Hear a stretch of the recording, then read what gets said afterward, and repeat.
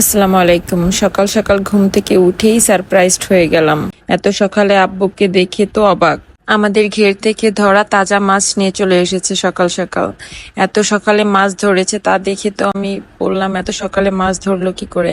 জেলেরা নাকি রাত 4টা থেকে মাছ ধরা শুরু করেছে।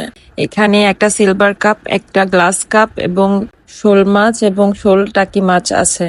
সিলভার কাপ এবং গ্লাস কাপ মাছ দুইটা ভালোই বড় সাইজের, 4-5 কেজি করে হবে এক একটা। এত বড় মাছ কাটা আমার পক্ষে পসিবল না, এজন্য আমার যাকে দিয়ে মাছগুলো কাটালাম। মাছগুলো পুরো ফ্রেশ ছিল এবং আমাদের ঘেরের মাছ খেতেও অসম্ভব মজার হয়। আমার হাজবেন্ড সাধারণত কোনো বিদেশি মাছ খায় না, এজন্য আমাদের বাসায় বিদেশি মাছ কেনাই হয় না, তবে আমাদের ঘেরের মাছ হয়তো খেতে পারে।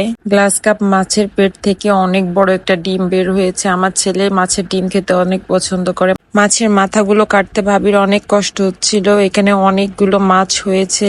এতগুলো মাছ তো আমি একা খাবো না, সবাইকে দিয়েই খাবো।